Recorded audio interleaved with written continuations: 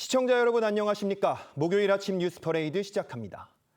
민주당이 22대 국회 후반기 상임위원장 선출을 강행 처리한 데 이어 무제한 토론, 필리버스터 제도 등을 손보겠다며 입법 속도전을 예고했습니다. 소수당이 가진 마지막 저항 수단까지 빼앗겠다는 건데 지방선거 후 더 낮은 자세로 겸손해야 한다던 이재명 대통령의 말과는 거리가 있어 보입니다. 첫 소식 고승현 기자의 보도입니다. 18개 상임위원장 가운데 법사위원장 등 11곳 위원장을 단독으로 선출한 민주당은 국민의힘을 향해 국회 가동을 방해한다면 모든 수단과 방법을 동원하겠다고 압박했습니다. 필리버스터 신청 및 유지 기준을 강화해서 민생 법안조차 정쟁의 인질로 삼던 일이 다시는 반복되지 않도록 하겠습니다. 이재명 대통령은 어제 신임 민주당 원내 지도부와의 만찬 자리에서 하반기에는 국정과제 관련 입법안 처리에 더욱 속도를 내줄 것을 당부했고 한병도 원내대표는 필요한 입법으로 강력히 성공을 뒷받침하겠다고 화답했습니다. 한 대표는 허울뿐인 패스트트랙도 손보겠다며 현행 최장 330일인 법안 심사 기간도 단축할 뜻을 밝혔습니다. 국민의힘 정점식 원내대표는 민주당이 독주하겠다는 취지로 받아들인다며 공소취소 특검법도 처리하려는 상황에서 국민의힘이 법사위에서 아무런 투쟁도 하지 않는 게 맞냐고 했습니다. 소수당을 보호하고 국회에서 대화와 타협을 통해서 안건을 처리하도록 하는 제도입니다. 그걸 일방적으로 자기들이 처리하겠다는 것에 대해서는 저희들은 동의하기 어렵습니다. 국민의힘은 오후 2시 의원총회를 소집해 상임위원장 단독 선출에 대한 방안을 논의할 계획인데 7월 임시국회 전체 일정을 전면 보이콧하는 방안도 검토 중입니다. TV조선 고승현입니다. 야당의 거센 반발을 무릅쓰고 결국 법사위를 가져간 민주당은 검찰 보안 수사권 폐지를 최우선으로 다룰 걸로 보입니다. 민주당은 다음 달 전당대회 전까지 최대한 빨리 입법을 매듭짓겠다는 방침인데 보안 수사권을 완전히 폐지하면서도 경찰 수사를 견제할 장치를 함께 마련할 계획인 걸로 파악됐습니다. 한송원 기자의 단독 보도입니다. 서영교 법사위원장은 민주당 법사위 실무진들과 비공개 회의에서 검찰 개편을 위한 형사소송법 개정안의 신속한 입법 절차를 주문했습니다. 보안 수사권 완전 폐지를 골자로 하고 범죄 유형별로 직무 범위를 세밀하게 조정해 중수청과 공수청이 신설되는 초기 단계에서 생기는 수사 공백을 최소화하겠다는 방침을 세운 걸로 파악됐습니다. 특히 보이스피싱이나 성폭력 등 피해자 보호가 시급한 범죄는 별도의 보안 장치를 마련하는 방안도 고심 중인 걸로 알려졌습니다. 약자의 목소리 그리고 정부와 소통하고 또 야당의 목소리도 잘 들어서 서로 통일되는 의견 내어서 국민을 위한 입법으로 나서도록 하겠습니다. 이재명 대통령이 우려했던 경찰 권력 비대화에 대한 견제 장치도 검토 중입니다. 외부 민간 전문가 중심의 경찰 수사심의위원회를 상설 기구화하거나 수사심의위에 총리실 직원이나 검사, 판사 등을 파견하는 방안 등이 거론됩니다. 위원장 법안으로 검토한 뒤 원내 지도부와도 조율할 예정입니다. 수사와 기소의 완전 분리에는 국민적 공감대가 형성돼 있습니다. 당정청도 한마음 한뜻입니다. 개정안은 다음 달 전당대회 전 처리를 목표로 하고 있습니다. TV조선 한송원입니다. 이런 상황에서 이재명 대통령이 문재인 전 대통령과 청와대에서 함께 오찬을 했습니다. 이 대통령 취임 후 첫 독대 자리였습니다.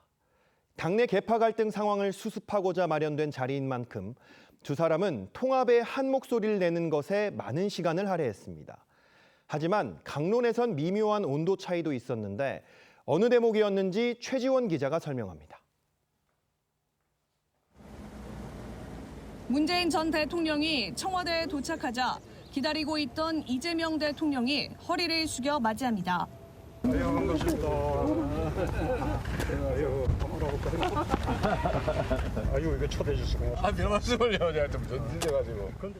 문 전 대통령이 이 대통령에게 건강을 챙기라고 당부하는 등 오찬장 분위기는 화기애애했습니다. 이번에 저 광주 행사 보고 정말 기분 좋았습니다. 네. 대통령께서 그쪽을 재생에너지 산업을 육성을 좀 해놓은 덕이에요. 오찬 메뉴는 통합을 상징하는 비빔밥이었습니다. 청와대는 두 전현직 대통령이 민주진영의 단합과 국민 통합에 공감대를 이뤘다고 설명했습니다. 하지만 통합 해법을 둘러싼 강론을 두고는 온도차도 보였습니다. 문 전 대통령은 당내 단합을 먼저 강조했지만 민주당이 먼저 단합하고 그 위에서 민주개혁 진영 그리고 빛의 혁명을 함께했던 그런 세력들과의 더 큰 단합을 이루어내야 이 대통령은 외연 확장이 동시에 이루어져야 한다고 했습니다. 내부의 단합도 매우 중요하다. 속이 단단해야 되겠죠. 그리고 또 끊임없이 외연을 확장하고 이 두 가지를 잘 조화롭게 해야 된다고 생각합니다. 일각에선 문 전 대통령 발언이 진보 진영의 기반을 강조한 유시민 작가의 증축론과 비슷하다는 해석도 나왔습니다. 두 사람의 오찬이 당내 계파 갈등을 가라앉힐 수 있을지를 두고도 전망이 엇갈립니다. TV조선 최주원입니다. 미국 하원이 공식 보고서를 통해 한국 정부가 미국 기업인 쿠팡을 차별 규제하며 한미 무역 합의를 위반했다고 주장했습니다. 보고서엔 국정원이 중국 상하이강에 버려진 노트북을 회수하도록 지시하는 등 쿠팡에 과도한 압박을 가했다는 내용이 담겼습니다. 김자민 기자입니다. 지난해 12월 쿠팡 청문회에 출석한 해럴드 로저스 쿠팡 임시대표. 쿠팡이 중국 국적의 개인정보 유출 용의자를 만나 조사하고 노트북을 회수한 건 국정원의 지시였다고 말했습니다. 그걸 조사하라라고 하는 지시를 한 분이 누굽니까?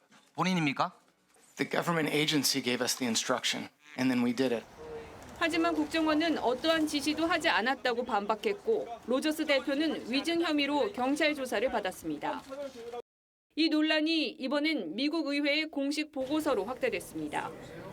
미 하원 법사위원회가 공개한 미국 소유 기업에 대한 한국의 차별적 공격이란 제목의 보고서입니다. 쿠팡 직원이 국정원의 지시에 따라 잠수부까지 동원해 상하이강에서 노트북을 건져 올렸고 CCTV가 없는 장소에서 국정원 관계자에게 전달됐다는 주장이 담겼습니다. 위원회는 청와대 관계자의 메시지와 국정원 공문 등을 확인했다며 당시 이재명 대통령도 작전 내용을 보고받았다고 주장했습니다. 그러면서 한국 정부가 미국 기업인 쿠팡을 차별적으로 규제해 최근 체결된 한미 무역 합의를 위반했다고도 주장했습니다. 이번 보고서는 미 의회가 조사 중인 한국 정부의 미국 기업 규제에 대한 중간 조사 보고서로 쿠팡 논란이 한미 통상 현안으로 번지는 동안 정부의 대응이 미흡했다는 지적이 나옵니다. TV조선 김자민입니다. 고등학교 야구대회에서 5.18 민주화 운동을 조롱하는 듯한 응원고를 외친 배제고 선수들이 출전 6개월 금지 중징계를 받았습니다. 야권에선 잘못은 맞지만 과도한 조치라는 지적이 나왔습니다. 이광희 기자입니다.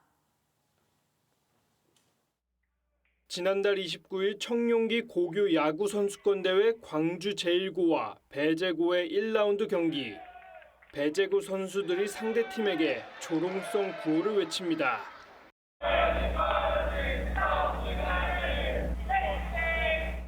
광주 제1고 코치가 항의하고서야 비하 응원이 중단됐습니다.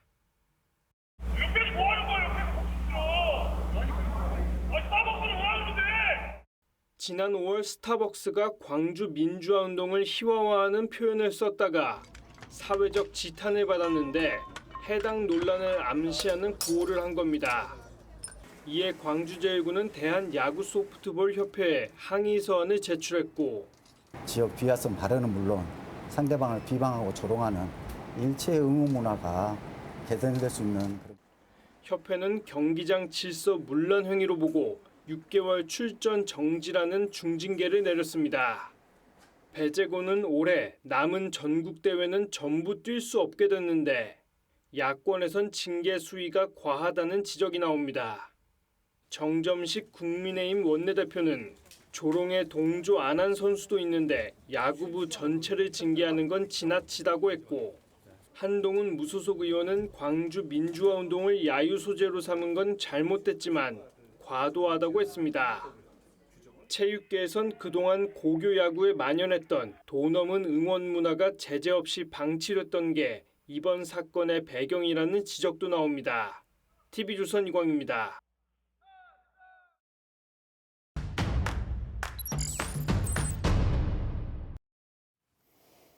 지금 여야 모두 집안 다툼이 심각합니다. 여당인 민주당은 당권을 거머쥘 전당대회를 놓고 친명 대 비명으로 갈라졌고, 국민의힘은 비당권파 징계 문제를 둘러싸고 당권파와 비주류의 갈등이 고조되고 있습니다. 공교롭게도 어제 여야 모두에서 중요한 변곡점이 될 수 있는 일들이 벌어졌습니다. 자세한 내용 신효섭 TV조선 보도해설고문과 함께 이야기 나눠보겠습니다. 안녕하십니까? 안녕하십니까? 먼저 여권의 경우 신 고문님께서 결 달랐던 2시간 회동이라는 제목을 주셨는데 이게 무슨 뜻입니까? 이게 조선일보도 이런 제목을 붙여서 저도 그걸 한번 가져와 봤는데요. 어제 아시다시피 이제 문재인 전 대통령, 이재명 대통령과 문재인 전 대통령의 회동은 여당의 당권 싸움을 앞두고서 지금 계파 갈등이 심각하다 이런 지적이 많았잖아요. 네. 그러니까 그런 상황에서 그 계파 갈등의 두 축이 결국은 친명 세력, 그다음에 비친명, 그러니까 친노, 친문을 중심으로 한 비친명 세력 간의 일종의 이제 권력 다툼이다 이런 지적까지 나오고 있는 상황이었기 때문에 친명 세력의 어떤 수장이라고 가장 정점에 있는 이재명 대통령, 그다음에 친노 친문 세력의 어떤 그 리더라고 할 수 있는 문재인 전 대통령이 직접 만나서 뭔가 그 통합이나 갈등 해소 문제와 관련해서 어떤 합의를 내놓지 않을까, 또 어떤 얘기를 나눌까에 관심이 집중이 됐었죠. 네. 그런데 지금 그 상황과 관련해서 어제 두 사람이 만난 다음에 청와대도 그렇고 그다음에 문재인 전 대통령 쪽에서도 그렇고 통합을 위해서 상당히 중요한 얘기를 했고 두 사람이 뜻을 모았다 이렇게 발표를 하긴 했습니다. 네. 그런데 그 두 사람이 만난 그 대화 가운데서 나왔던 소위 말하는 통합의 문제에 관한 두 사람의 그 발언 내용이 속을 깊이 들여다보면 정말 생각이 다르다는 게 오히려 노출되는 그런 상황이 된 겁니다. 네. 조금 시간을 되돌려서 이번 그 회동 전에 지금 이 직접적으로 양측 간의 갈등이 촉발된 계기 중에 중요한 두 가지 계기가 있었죠. 하나는 그 친노 친문 진영을 대표하는 대표적 스피커인 두 사람입니다. 바로 방송인 김어준 씨, 그다음에 유시민 작가인데 김어준 씨가 이재명 대통령의 지금 코어 지지층이 마음을 돌렸다 이렇게 얘기를 했고요. 그다음에 네. 유시민 작가는 이재명 대통령을 지켜주고 응원하던 사람들이 원했던 건 증축이었는데 지금 이재명 대통령은 재건축을 하려고 하고 있다. 이재명 대통령의 자신감이 지나친 거 아니냐 이런 식으로 얘기를 했습니다. 이게 결국 이재명 대통령의 신이재명 중도 확장 전략에 대해서 두 사람 모두 다 상당히 비판적인 얘기를 했던 거기 때문에 그 부분에 대해서 어제 이재명 대통령과 문재인 전 대통령이 어떤 얘기를 나눌지에 관심이 집중됐는데 아까 네. 저희가 기자 리포트에서도 봤듯이 문재인 전 대통령은 이렇게 얘기를 했습니다. 국민 통합으로 나가려면 역시 당내의 통합, 이게 출발점이다. 민주당이 먼저 단합하고 그 위에서 민주개혁 진영 그리고 빛의 혁명을 함께했던 세력들과의 더 큰 단합을 이뤄내야 국민의 마음을 하나로 모을 수 있다. 이렇게 얘기를 했습니다. 그러니까 문재인 전 대통령의 지금 발언의 중심에는 보수 진영이라든지 중도 보수 진영이라든지 이런 사람들이 없습니다. 네. 그럼 우리끼리 내지는 우리와 그 뜻을 함께하는 사람끼리 우선 잘해야 된다. 여기에 지금 방점이 찍혔기 때문에 결국 민주당 플러스 조국 혁신당 정치 세력으로 본다면 결국 친이재명과 그다음에 친노 친문 세력이 우선 단단하게 가자. 여기에 방점이 찍힌 걸로 해석이 됐는데 반면에 이재명 대통령 내부의 단합도 매우 중요하고 속이 단단해야 된다. 이렇게 원론적으로는 화답을 하면서도 구체적인 부분에 들어가서는 끊임없이 외연을 확장하고 특히 여기서 구조적 다수라는 표현을 썼습니다. 또 새로 등장한 표현입니다. 네. 구조적 다수를 만들기 위해서 노력해야 하고 거기서 끊임없이 성과를 내야 뒷받침되는 거지 말로만은 안 되지 않느냐 이렇게 얘기를 했고요. 이 구조적 다수라는 말에 대해서 청와대 관계자한테 물어보니까 이렇게 얘기를 했습니다. 양극단을 제외하고 중도 우파까지 지지 기반을 넓혀서 안정적인 다수 지지층을 확보해야 한다는 뜻이다. 이렇게 얘기를 했다고 합니다. 네. 이건 결국 문재인 전 대통령하고는 완전히 다른 거죠. 이재명 대통령은 친노, 친문, 그다음에 친명 이런 기존의 지지층 플러스 알파 그러니까 중도 보수로까지 지지층을 확장을 해야 다음 총선, 다음 대선까지 확고하게 뭔가 우위를 가져갈 수 있다. 지금 이렇게 얘기를 한 거기 때문에 결국 결이 달랐다. 두 사람의 결이 달랐다. 이런 평가가 가능해 보이는 겁니다. 네, 이른바 이제 뭐 민주당의 이재명이냐, 뭐 이재명의 민주당이냐 이걸 놓고 아마 네네. 싸우는 것 같은데 이 네. 친문과 친명의 세력 간의 신경전은 사실 좀 해묵은 일인데 최근에 벌어지고 있는 갈등을 보면은 과거에 비해서 훨씬 강도도 세지고 좀 골도 좀 깊은 것 같은데 그렇죠. 배경은 뭐라고 보십니까? 네, 이게 양측은 이제 2017년 이재명 대통령이 처음으로 민주당 대선 경선에 뛰어들었던 그 당시, 그다음에 문재인 전 대통령이 거기서 후보가 돼서 당선이 됐던 2017년 민주당 대선 경선 당시에 이른바 이제 해경군 김씨 논란 이걸로 인해서 감정적 대립이 격해졌죠. 그런데 이제 최근에는 크게 세 가지 사안에서 갈등이 깊어졌다 이렇게 볼 수가 있겠습니다. 첫 번째는 지난 평택을 국회의원 재선거에서 민주당이 이재명 픽이다 이렇게 평가를 받았던 그 보수 진영 출신의 김용남 전 의원을 공천을 했는데 거기에 공교롭게도 문재인 전 대통령이 아픈 손가락이다 이렇게까지 표현을 하고 그다음에 친노 친문 진영에서 유력한 다음 주자로 거론을 하고 또 생각을 하고 있던 조국혁신당 대표가 출마를 했는데 결국 그 선거 결과 양측이 다 졌고 특히 조국혁신당의 조국 대표 같은 경우는 3등이 됐잖아요. 네. 그러니까 그런 부분과 관련해서 결국 친노 친문 진영에서는 이재명 대통령이 조국 대표를 떨어뜨리기 위해서 저렇게 일종의 그 전략 공천을 한 거 아니냐 이런 의심을 갖고 있는 거죠. 네. 두 번째는 친노 세력이 깊은 원한을 갖고 있는 게 사실 검찰입니다. 결국 검찰의 무리한 수사 때문에 노무현 전 대통령이 그런 비극적인 선택을 했다. 이런 생각을 갖고 있기 때문에 검찰에 대해서는 정말 완전히 힘을 빼야 된다는 이런 생각을 갖고 있는데 이른바 그 검찰의 보안 수사권 문제라든지 그다음에 이재명 대통령의 공소 취소 문제와 관련해서 뭔가 이재명 대통령이 거기에 대해서 소극적인 거 아니냐 이런 생각을 갖고 있고 특히 최근에 이제 검찰 재편을 주도해야 될 청와대 민정수석에 문재인 전 정부의 환경부 블랙리스트를 수사를 했던 한찬식 변호사를 민정수석에 발탁한 거 이게 상당히 친노 친문 진영한테는 자극하는 요소가 됐다 이렇게 볼 수가 있겠고요. 마지막으로는 지금 친명을 중심으로 한 온라인 사이트에서 문재인 전 대통령을 지금 멸칭을 부르고 있죠. 네. 이른바 문조 털레유 거기에 문재인 전 대통령께 포함시켜서 하니까 지금 윤건영 의원 다 아시다시피 지금 문재인 전 대통령의 최측근인데 얼마 전에 이렇게 얘기를 했습니다. 이건 모욕적인 네이밍이다. 상식적이지도 않다. 정치 발전이나 내부 통합에 전혀 도움이 되지 않는 사리에 맞지 않는 행동이다. 이렇게까지 아주 격한 감정을 토로하기도 했습니다. 네. 자, 이 국민의힘 상황 한번 살펴볼까요? 여기에는 제목을 정점식의 고난도 게임이란 부제를 달아주셨는데 이건 어떤 의미입니까?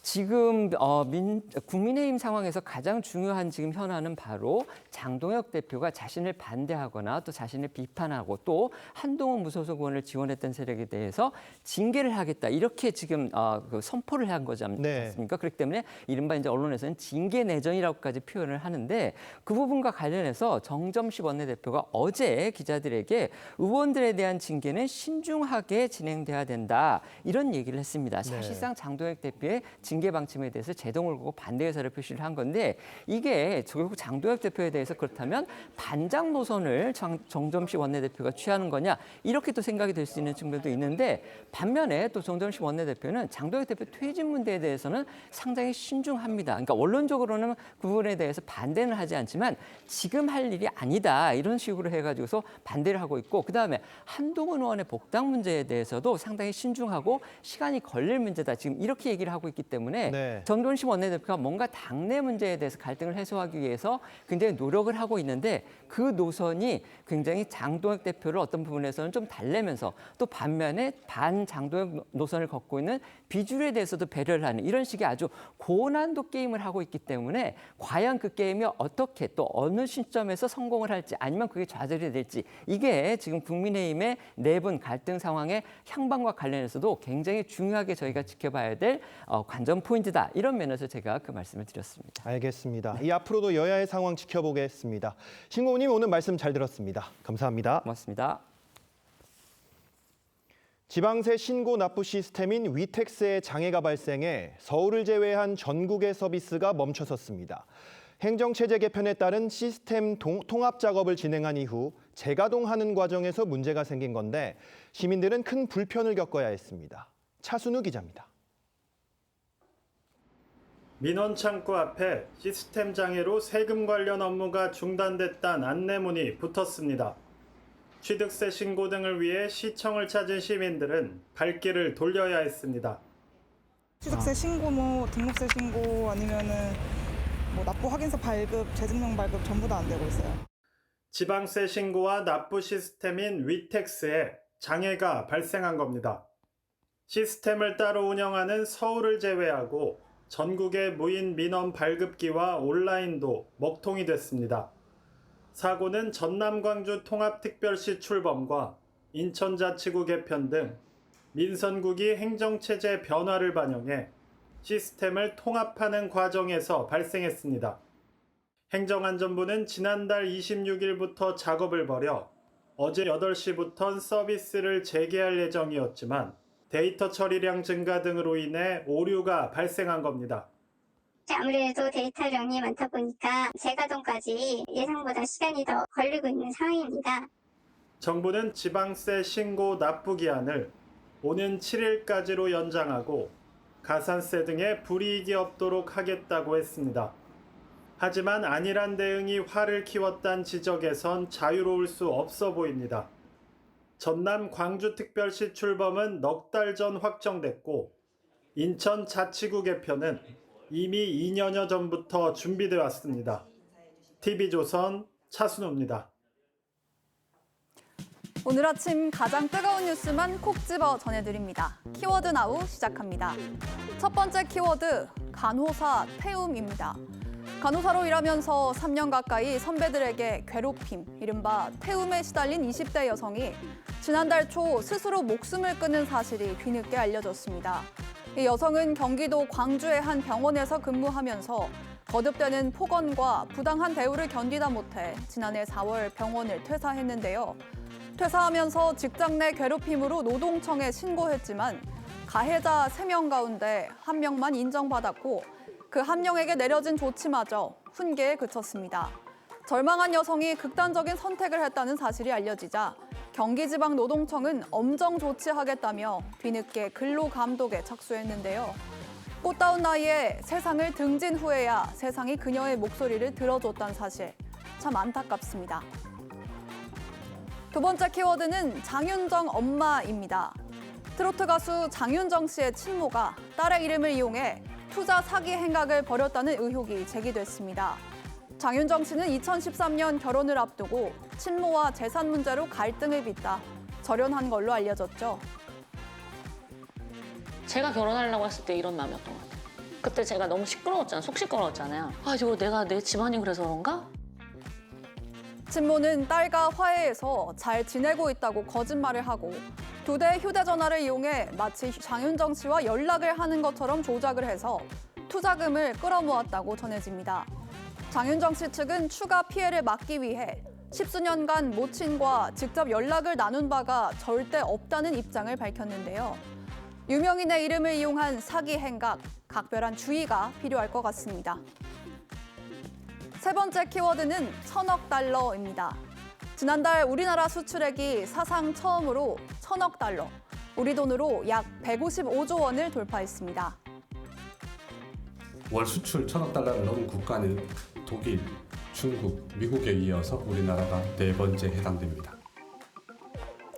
월 수출액 1,000억 달러 돌파는 제조업 대국 일본과 반도체 강국 대만도 아직 달성하지 못한 성과입니다.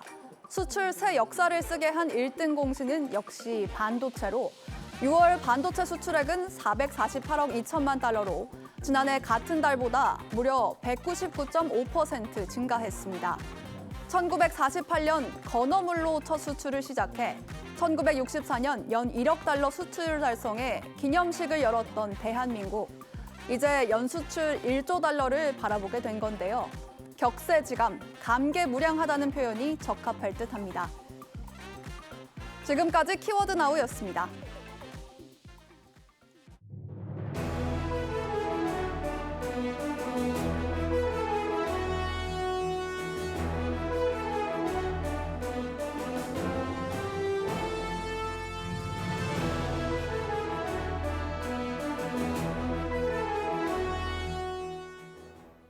민주당이 22대 국회 후반기 상임위원장 11명을 단독 선출한 데 이어 소수당의 마지막 저항 수단인 필리버스터 제도 등도 손보겠다고 했습니다.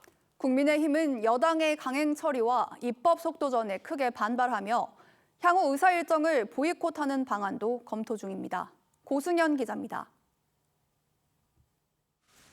18개 상임위원장 가운데 법사위원장 등 11곳 위원장을 단독으로 선출한 민주당은 국민의힘을 향해 국회 가동을 방해한다면 모든 수단과 방법을 동원하겠다고 압박했습니다. 필리버스터 신청 및 유지 기준을 강화해서 민생 법안조차 정쟁의 인질로 삼든 일이 다시는 반복되지 않도록 하겠습니다. 이재명 대통령은 어제 신임 민주당 원내 지도부와의 만찬 자리에서 하반기에는 국정과제 관련 입법안 처리에 더욱 속도를 내줄 것을 당부했고 한병도 원내대표는 필요한 입법으로 강력히 성공을 뒷받침하겠다고 화답했습니다.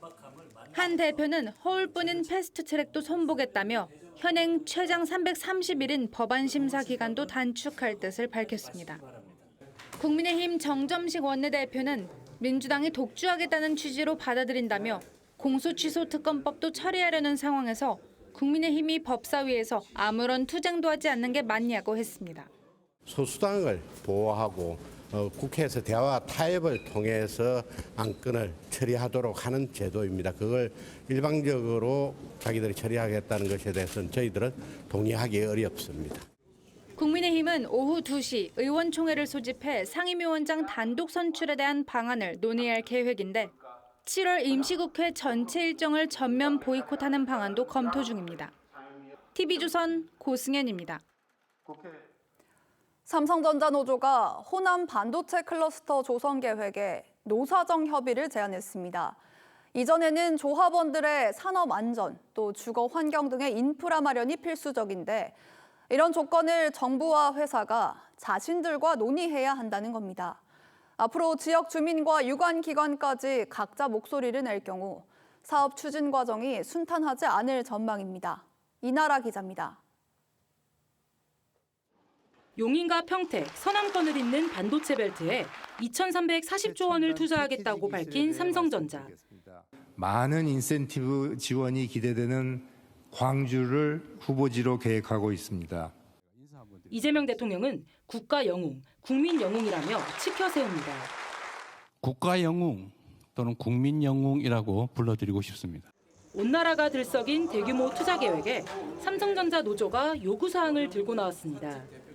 삼성전자 반도체 부문이 주축인 초기업 노조 삼성전자 지부는 입장문을 내고 조합원들이 일하게 될 현장에 산업 안전과 주거 환경, 인프라와 처우가 함께 갖춰져야 한다며 정부와 회사, 노조가 참여하는 노사정 협의회장을 제안했습니다. 반도체 투자 프로젝트에 노조도 관여하겠다는 의미입니다. 정부로선 예상치 못한 변수입니다. 반도체 공장 건설은 부지 확보부터 전력과 용수 확보, 각종 인허가까지 지역사회와 유관기관의 협조가 필수지만 워낙 많은 이해관계자들이 얽힌 일이라 각종 요구가 본물처럼 터질 수도 있습니다. 소재부품 장비 그 업체들이 다 협조해야 되고 용수나 전기, 인력 문제, 지역 주민 반발이 상당히 논란이 심하겠지요. 진행이 순조롭지 않을 것입니다. 대통령이 직접 챙기겠다고 한 수천조 원대 반도체 프로젝트. 제 몫을 찾겠다는 이해관계자들의 요구 속에 시작부터 쉽지 않은 여정을 예고하고 있습니다. TV조선 이나라입니다. 이런 가운데 전남 광주특별시는 민선 9기 출범 첫날인 어제 0시 호남 반도체 클러스터를 지원하는 내용의 조례를 만장일치로 통과시키며 호남 반도체 클러스터 지원에 나섰습니다. 호남 선정에 반발하고 있는 경북 구미시에선 취임식 도중 반도체 핵심 재료인 웨이퍼를 들고 반발하는 모습도 보였습니다. 김태준 기자입니다. 전남 광주특별시 의회가 첫 안건을 의결합니다. 800조 원 규모의 반도체 산업단지 투자 계획을 지원하는 조례안을 만장일치로 통과시킨 겁니다. 반도체 공장을 최대한 빠른 속도로 건설하여 이재명 대통령 임기 안에 결실을 맺을 수 있도록 모든 역량을 집중하겠습니다. 취임 첫날 전남 광주 반도체 전략위원회까지 출범시키며 속도전을 공식화했습니다.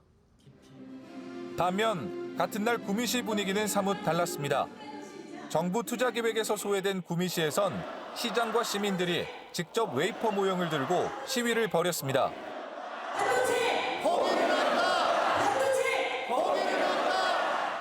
비수도권 유일의 반도체 특화 단지라며 정부 결정에 반발하고 나선 겁니다. AI에게 물어보았습니다. 반도체 여건이 어느 지역이 최적이냐고. AI도 구미라 카더라입니다. 절대 포기하지 않겠습니다. 김장호 구미시장은 취임 첫 결재로 반도체 소재 기업 4곳에 9천억 원 규모 투자 협약 추진 계획을 승인하며 사수 전략을 본격화했습니다. 풍부한 용수와 전력 등 구미의 인프라를 전면에 내세우며 투자 유치에 나선 겁니다. 정부의 반도체 메가 프로젝트가 민선국이 출범 첫날부터 지역 간 경쟁의 불씨를 지피고 있습니다. TV조선 김태준입니다. 미국 하원이 한국 정부가 미국 기업인 쿠팡을 차별 규제했다며 한미 무역 합의 위반이라고 주장했습니다. 올해 초 국무총리까지 나서 미국의 쿠팡을 차별 대우한 게 아니라고 설득했는데 이번 보고서엔 쿠팡의 입장만 유리하게 담겼습니다. 김자민 기자입니다. 지난해 12월 쿠팡 청문회에 출석한 해럴드 로저스 쿠팡 임시대표. 쿠팡이 중국 국적의 개인정보 유출 용의자를 만나 조사하고 노트북을 회수한 건 국정원의 지시였다고 말했습니다. 그걸 조사하라라고 하는 지시를 한 분이 누굽니까? 본인입니까? The government agency gave us the instruction, and then we did it. 하지만 국정원은 어떠한 지시도 하지 않았다고 반박했고 로저스 대표는 위증 혐의로 경찰 조사를 받았습니다. 이 논란이 이번엔 미국 의회의 공식 보고서로 확대됐습니다. 미 하원 법사위원회가 공개한 미국 소유 기업에 대한 한국의 차별적 공격이란 제목의 보고서입니다. 쿠팡 직원이 국정원의 지시에 따라 잠수부까지 동원해 상하이 강에서 노트북을 건져 올렸고 CCTV가 없는 장소에서 국정원 관계자에게 전달됐다는 주장이 담겼습니다.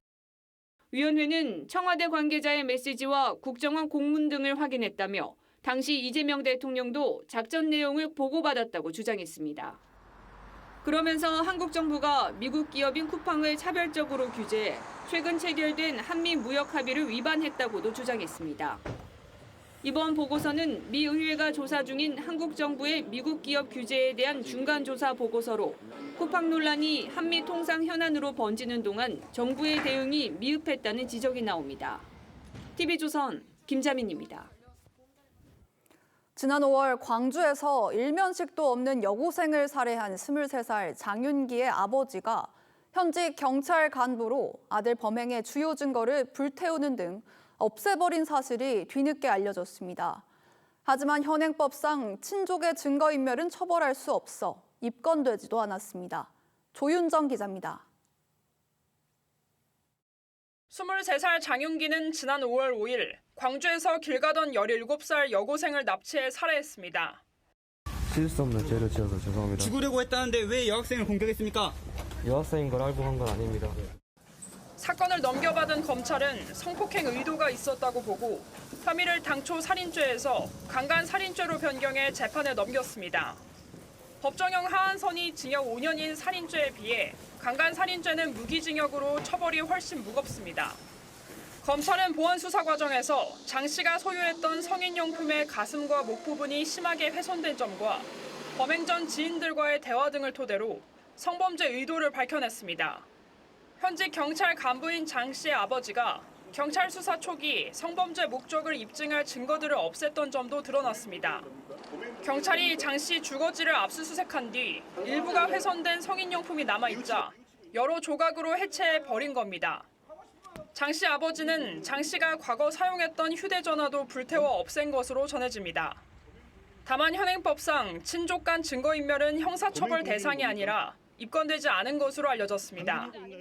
정성호 법무부 장관은 어제 페이스북에 현직 경찰관인 아버지가 중요 증거를 인멸했음에도 곧바로 제재하기 어려운 현실이라며 친족 특례에서 개선돼야 할 부분은 없는지 검토해볼 필요가 있다고 했습니다. TV조선 조윤정입니다. 그동안 비급여 항목이었던 도수 치료가 이번 달부터 관리급여 항목으로 전환됐습니다. 가격은 4만 원대로 저렴해졌지만 횟수 제한이 생겼습니다. 남용을 막기 위해서지만 도수 치료가 꼭 필요한 환자들이 불편을 겪을 수 있다는 우려도 나옵니다. 한지은 기자입니다. 36살 A씨는 목 부상으로 지난해 12월부터 일주일에 한 번씩 도수 치료를 받아왔습니다. 일주일에 한두 번 권장을 받았었는데 그래도 제가 일주일에 한 번 정도만 그 비용 부담 때문에 다녔었는데 횟수 제한이 걸려서 이제는 한 달에 한두 번밖에 치료가 잘 될지 좀 걱정이 됩니다. 도수 치료가 관리급여로 전환되면서 가격은 한 번에 43,850원으로 저렴해졌습니다. 실손보험 청구도 가능합니다. 하지만 연간 15번으로 횟수 제한이 생겼습니다. 의사의 소견이 있어도 연간 최대 24번까지만 가능합니다. 도수 치료 횟수가 연간 24번을 넘어서면 건강보험 대상에서 제외될 뿐만 아니라 실손보험 보장도 받을 수 없습니다. 100% 본인 부담입니다. 이렇게 재활이 필요한 환자에 대해서는 예외 조항을 둬서 의사가 예외 승인 절차를 거쳐서 재활하도록. 과잉 진료를 예방하고 제각각이던 가격을 투명하게 관리하기 위한 결정이었지만 현장에서는 장기적으로 치료가 필요한 환자들이 불편을 겪을 수 있다는 우려가 나옵니다. 실제 서울 강남의 한 대학병원에서는 도수 치료를 중단했습니다. 일률적으로 이걸 한다면 필요한 환자들은 이런 치료를 못 받기 때문에 그게 가장 큰 문제라고 생각하고 있습니다. 복지부는 앞으로 6개월 동안 풍선 효과 등을 지켜본 뒤 필요할 경우 횟수를 확대하는 방안 등을 검토한다는 방침입니다. TV조선 한지은입니다. 최근 전세난과 대출 규제로 전세의 월세화 현상이 가속화하고 있습니다. 그런데 일부 청년층은 돈을 불리겠다며 아예 전세 보증금을 빼서 주식 투자에 나서고 있다고 합니다. 어떤 상황인지 이낙원 기자가 취재했습니다. 서울 성수동의 한 아파트 단지. 전세 대신 월세를 찾는 젊은 세대들이 부쩍 늘었습니다. 그 이유 가운데 하나를 현지공인중개사들은 이렇게 설명합니다. 전세가 없을 분들이 주식처럼 수요가 많이 높아졌어요. 돈이 어중간한 거예요. 대출 줄이고 정부에서 계속 세금 규제를 하니까 지금 주식으로 해서 돈을 번다고 해요, 젊은 사람들이. 전세난과 대출 규제, 증시 화랑이 맞물리면서 월세로 사는 대신 전세 보증금을 빼서 주식 투자에 나서는 젊은 세대들이 적지 않단 겁니다. 다른 지역도 상황은 비슷합니다. 요즘 젊은 사람들이 주식을 하려고 보증금을 더 내두고 월세 사는 케이스도 트렌드가 약간 보이고. 1분기 월세 거주 비율은 20대가 76%, 30대가 52%로 지난해보다 크게 늘고 있습니다. 젊은 세대들의 이런 투자에 대해 전문가들의 의견은 엇갈립니다. 자발적 월세라고 그러는데 기성세대 논리하고 좀 다른, 기성세대 입장에서 위험한데 소유적 자산 배분 같습니다. 상당히 위험이 큰 거죠. 이게 주식시장이 좀 가라앉았을 때에 젊은 층들이 이제 겪는 그 주거의 어려움라는 이제 잠재적으로 보면 생길 수 있겠죠. 투자는 개인의 판단이지만 젊은 세대들이 주거 비용까지 털어서 주식 투자를 하는 건 우리 사회의 씁쓸한 현실이란 지적도 나옵니다. TV조선 이낙원입니다. 어선에 탄 선장과 선원들의 구명조끼 착용이 의무화됐습니다. 단속되면 최대 300만 원까지 벌금을 물 수 있는데 제도 시행 첫날인 어제 하루 해경의 단속 현장을 김동영 기자가 따라가 봤습니다. 해경 단속정이 조업 중인 어선에 접근합니다. 협조해 주십시오. 경찰관이 경선에서 검문 검색이 있을 예정입니다. 갑판에서 그물을 끌어올리는 선원 너머로 조타실에 있던 선장이 불이 나게 구명조끼를 챙겨 입습니다. 방금 선장님께서 어차피 조타실 안에 계셨기 때문에 그거는 상관이 필요. 작업복 위에 구명조끼를 걸쳐 입는 게 거추장스럽다는 반응도 나왔지만 비 올 때는 저거 입고선 겉에 입으려니까 못 입겠어요. 우위 안에 겹쳐 입는 나름의 방식을 택한 선원도 있었습니다. 최근 3년간 선박사고로 숨지거나 실종된 225명 중 80%가 어선에서 나와 구명조끼 착용이 의무화됐습니다. 앞으로는 기상 상황이나 승선 인원과는 관계없이 구명조끼를 착용하지 않으면 한 번만 단속돼도 90만 원의 과태료를 내야 합니다. 단속 첫날 울산 앞바다 어선 67척을 점검한 결과 다행히 미착용 사례는 한 건도 없었습니다. 수시로 해경들이 와서 구명조끼 다 자주 하기 때문에 안 할 수가 없어요. 안 입으면은 그 벌금이. 과거에는 어업인들께서 다소 불편함을 이유로 착용을 꺼려했지만 지속적인 홍보와 착용이 간편한 구명조끼 보급을 인하여서 일회성 단속을 넘어 안전문화로 자리 잡기까진 시일이 더 필요해 보입니다. TV조선 김동렬입니다.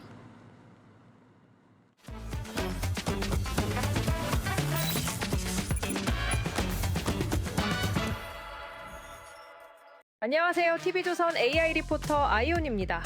춤추고 뛰던 휴머노이드 로봇이 이제는 공장과 물류 현장으로 향하고 있습니다. 연구실 밖으로 나온 로봇의 새로운 경쟁을 알아봅니다.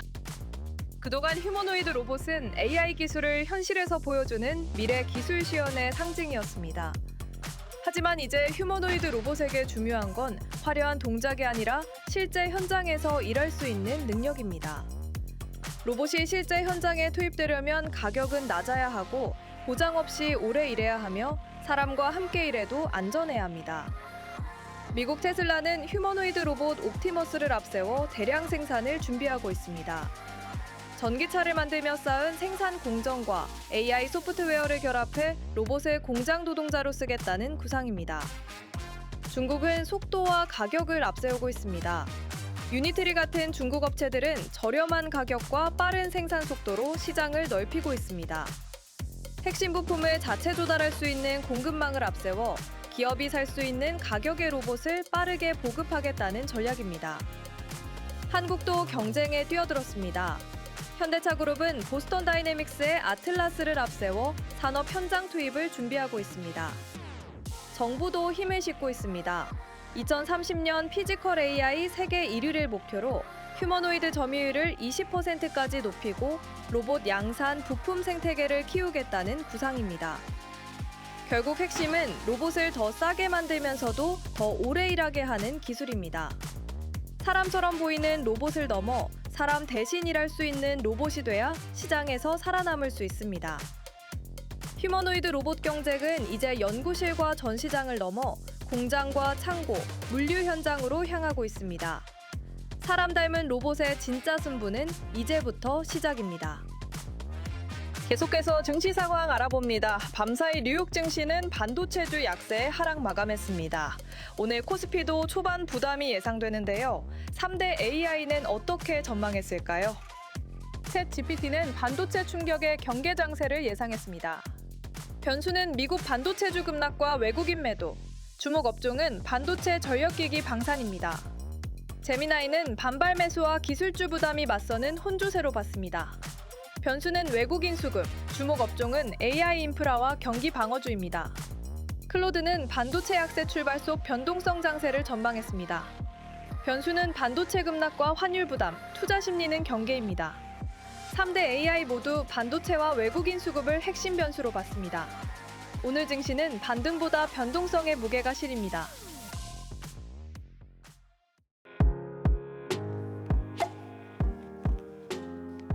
렌즈에 담긴 순간 그 의미를 짚어보는 시간이죠. 사진 기자가 선택한 아침의 한 장입니다. 오늘은 조선일보 사진부 이태경 기자와 함께합니다. 안녕하세요. 오늘 함께 볼 사진 어떤 건가요? 네, 장마가 시작됐는데요. 촉촉한 장맛비가 내리는 우리 주변의 풍경 사진으로 만나보겠습니다. 도심의 횡단보도는 우산을 쓴 채 걷는 사람들로 가득합니다.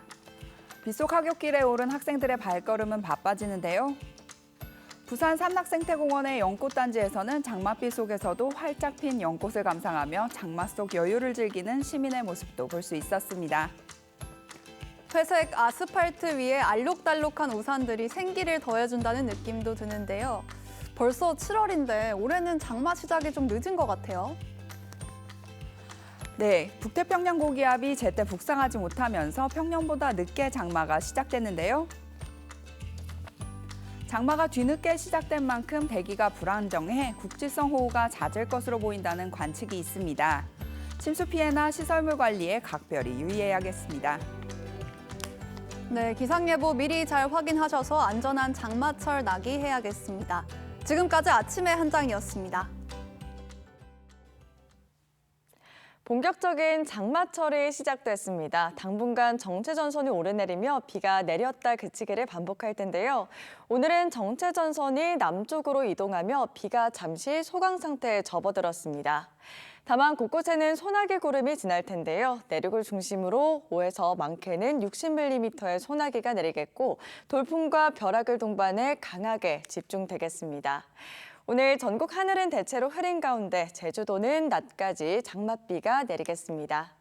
낮 동안 예년 이맘때 기온이 예상되지만 습도가 높아 후텁지근하겠습니다. 낮 최고 서울 29도, 청주 대전 30도, 창원은 27도 보이겠습니다. 내일 오후부터 정체전선이 다시 북상하며 제주도에 비가 내리겠고요. 주말에는 충청과 남부에, 월요일에는 전국 곳곳에 장맛비가 내리겠습니다. 오늘의 날씨 박선민입니다. 잠시 후 8시 40분에 방송되는 신통방통에서는 진종호 의원이 공개한 월드컵 대표팀 내 불협 화음의 내막이 뭔지 자세히 전해드립니다. 또 청와대에서 만난 이재명 대통령과 문재인 전 대통령 무슨 얘기를 나눴는지, 어떤 의미가 담겼는지 짚어봅니다. 오늘 뉴스 퍼레이드 여기서 마칩니다. 저희는 내일 아침 7시 40분에 다시 뵙겠습니다. 고맙습니다.